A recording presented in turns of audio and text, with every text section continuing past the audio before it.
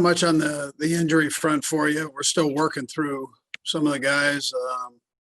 Everybody's making progress, which is a plus. And I'll get it to you in the next couple days here. But we are getting better.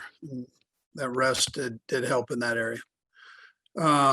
Look forward to the challenge of playing the Cleveland Browns. I mean, we had a bird's eye view of them yesterday, watching them, and they're a good football team, and we knew that coming into it. We had a chance to study them last week, and as we did the other three teams that were involved or potentially involved with playing that we might be playing. So, all in all, we'll start our week of practice tomorrow when we get the guys together, and then work from there.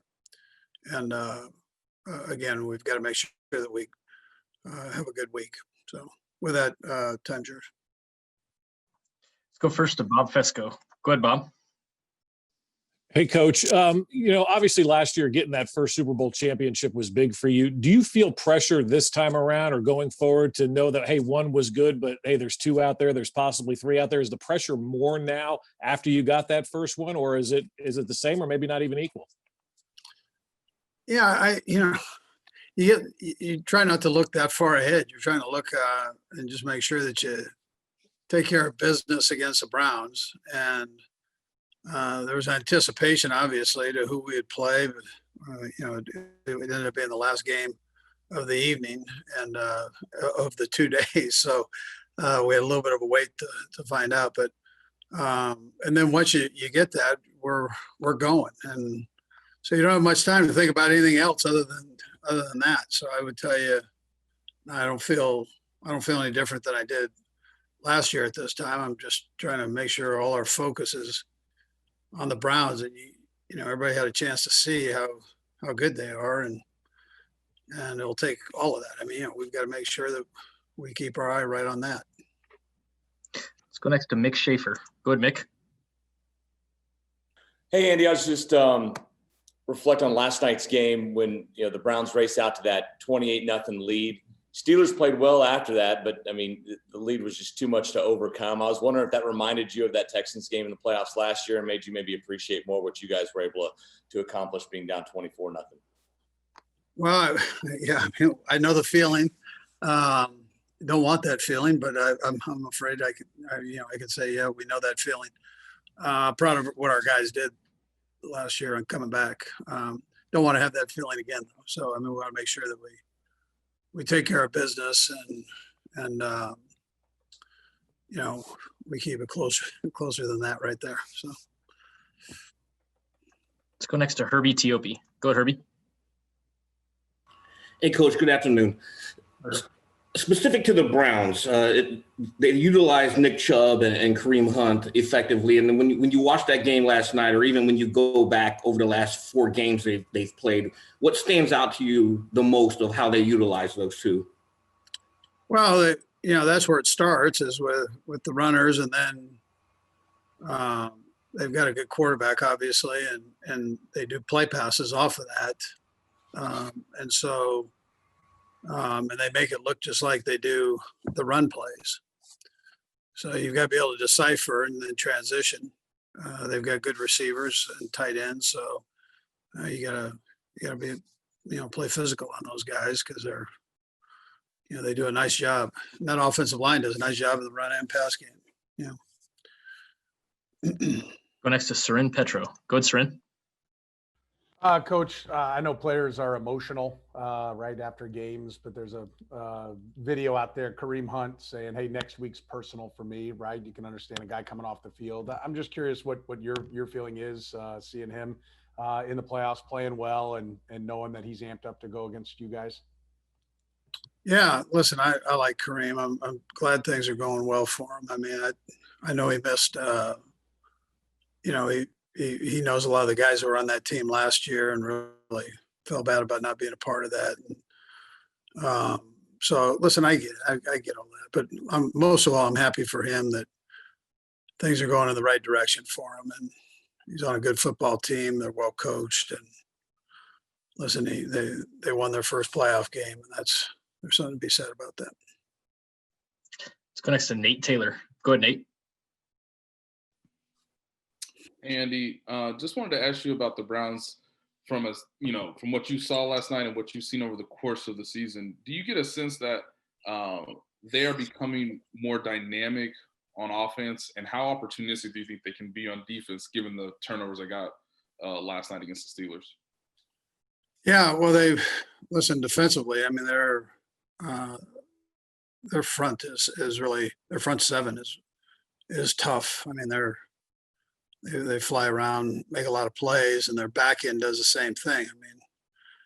I mean, they're going to challenge you, and so you've got to, you got to be ready to go. And they've gotten better, likewise, just as the offense has throughout the season. So, Stefanski's done a heck of a job there, man. I mean, it's what a great job he's done putting this whole thing together and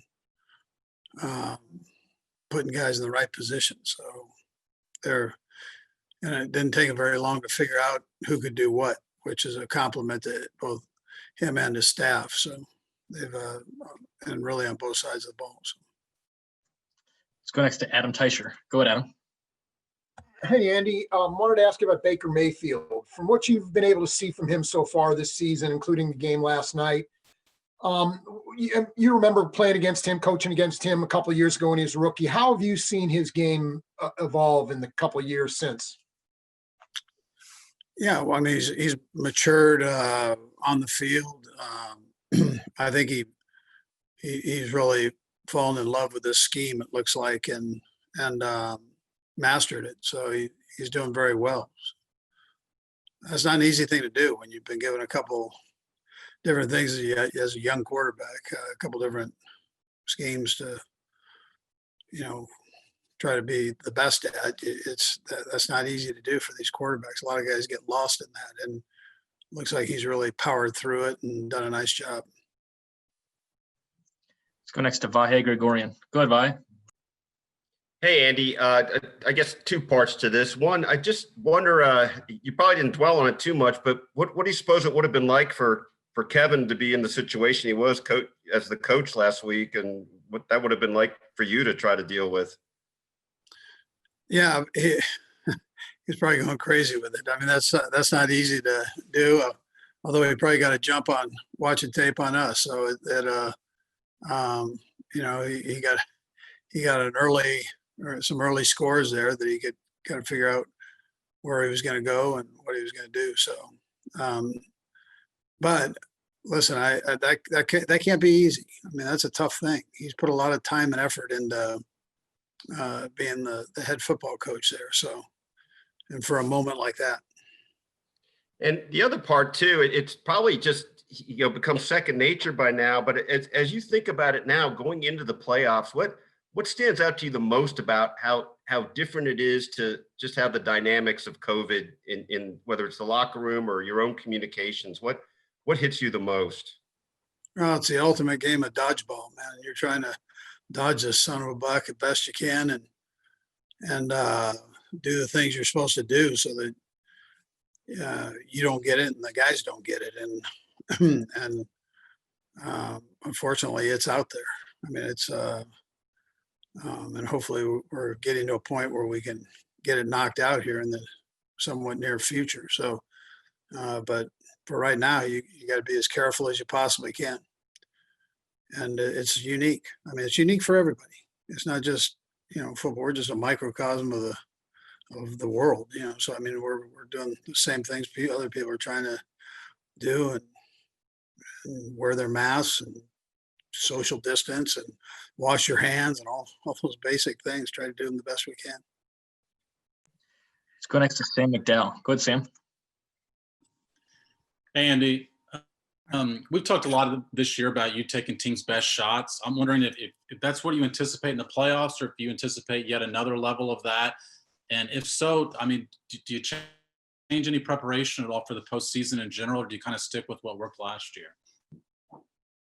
Yeah, well, I mean, we kind of do what we do practice-wise, and We understand though that the games are faster every level you get to, and we didn't play this level, so we skipped over this one. So we know we're going to get a team that's playing fast, is going to be amped up, and that's part of it. That's part of the playoffs. I mean, it's single elimination, so every game you're going to get everybody's best game, and potentially. So you got to be. It's not because of anything you've done before. I mean, you're in the dance here to in a single elimination situation. So everybody's got to play the best of their ability, both sides, both teams. Got time for a couple more. We'll go Pete and then Robert. Go ahead, Pete. Good afternoon, Coach. I know that Coach Stefanski got his initial start in the NFL as a summer intern in the early 2000s under you, and then quickly left with Brad to go to Minnesota. If anything, what do you remember about that time, and why do you think Brad was so fond of him to bring him along? Yeah, well, Brad thinks the world of him. He's a good kid, and but most of all, he's a good football coach, and he's worked his tail off. He's done everything. From emptying the garbage on up, man. I mean, he's worked his way up from the bottom up. So he done a real nice job with it, and he's humble, which is important too. So he keeps it all in perspective. Good person. We'll go last to Robert Rimson. Go ahead, Robert. Hey, Coach. It seems like we're in a new era when it comes to the NFL, especially in the AFC. I mean, all the quarterbacks that are left are like super young guys, Josh Allen, Patrick, Baker, et cetera, et cetera. Just I want to get your thoughts on this new era. What do you think about all these young QBs taking over and some similarities to the old era? Yeah, listen, Robert, I think it's great for the game. To have this influx of new guys at that position. It's great for viewers, fans, cities. I mean, it gives these different cities an opportunity to compete, and the parity's already great, and then you add in this influx of quarterbacks. I think it even takes it up another notch, and so I'm all in. I mean, I love it. It's great competition. Coach, we appreciate the time. Thanks for joining us. Okay, take care. Thank you.